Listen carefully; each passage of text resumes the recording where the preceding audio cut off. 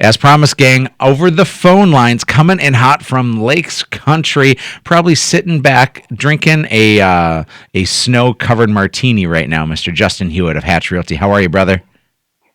I'm doing good. How are you? How are you, Eric?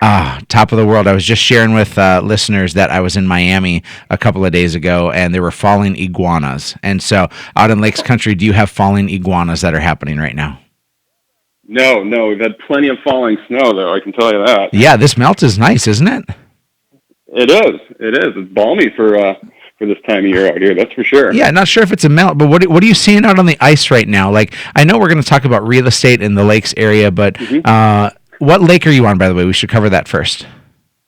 Today I'm in Detroit Lake, so I'm on Detroit Lakes, kind of looking out.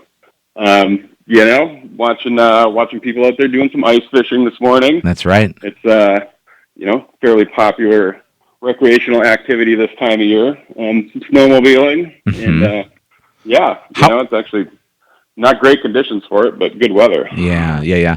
Justin, how important is fishing and the right snowmobile spaces, or in the summer, the right hiking trails or the right sandy beaches? How important is that when somebody's considering buying or selling lake property? Really, obviously comes down to personal taste and hobbies, but whatever somebody's into, they're gonna hone in on whatever that is, obviously, and make that a priority on their checklist for sure. Right. And when it comes to the general consumer, I know that it's going to be personal taste, but obviously we see some lakes that are more expensive than others when we're factoring in the lot square footage, the home's value. What makes those lakes more premier, and where some of the smaller lakes or some of those that maybe don't have those features don't demand as high of a price? What are the things that demand a high price out in the Detroit Lakes area? Probably the number one thing is going to be obviously proximity to, in our market, to the FM area. Then within an hour of Fargo is really where we see, the price increase. Sure. Kind of that barrier. And then, so if we put ourselves if we put ourselves all the way out in, past the Fergus Falls area, that sort, we don't see as high of a demand for price. Is that what you're saying? Yes, exactly. Okay, great. Keep going. I want to know what else. A lot of people are looking for a level lot, make ease of access into the water. A hard sandy beach, maybe, if you got kids and that type of thing, or grandkids, just access to that water so they can be down there enjoying their time and playing a lot.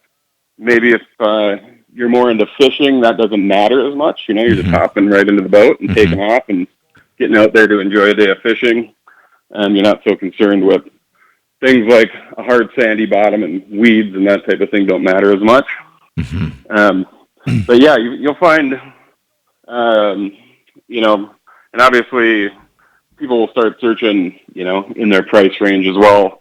Like I said, that proximity to Fargo is really the magic maker with that. Yeah, that's great insight. Again, folks just tuning in, Justin Hewitt, Hatch Realty's Lakes area representative. And Justin, things feel busier right now than they did 12 months ago, don't they?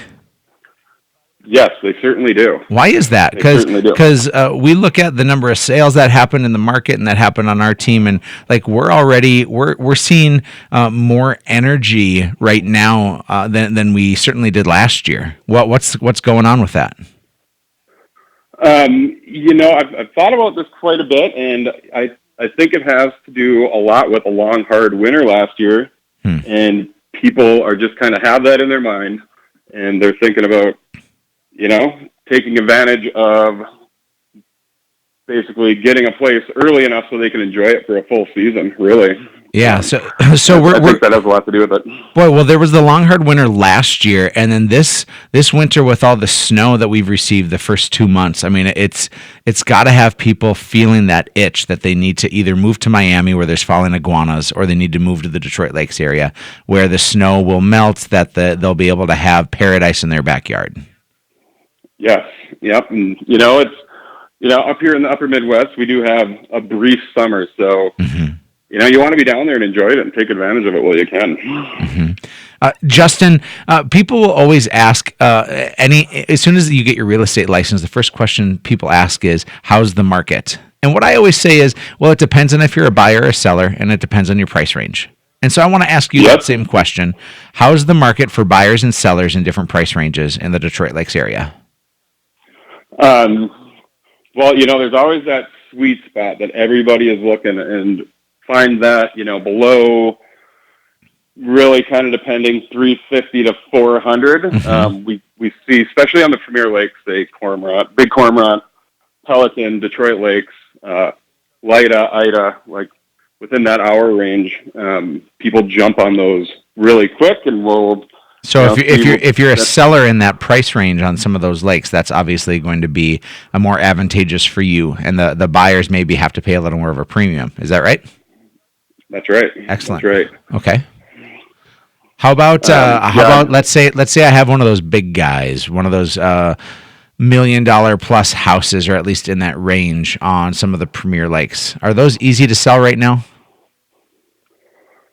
Well, those are always going to take a little bit more time and a little more patience. Easy to sell, not necessarily, because people in that price range will tend to be a little bit more particular about what they want.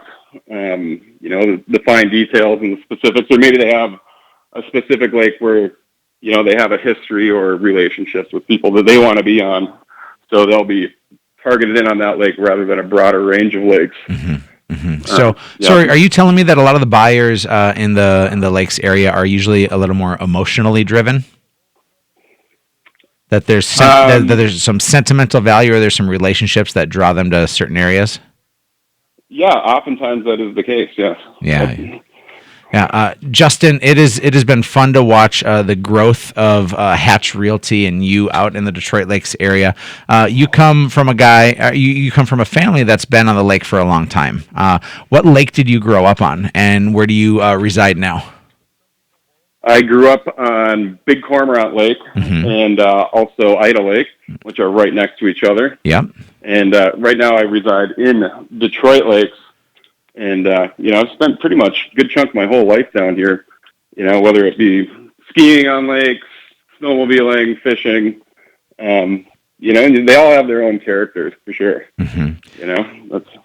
Well, Justin, you are an incredibly special and talented man. I can't ever have you in an interview situation or introduce you to people and not at least share that you are one of 4,000 people in the world to have ever climbed Mount Everest. When did you do that?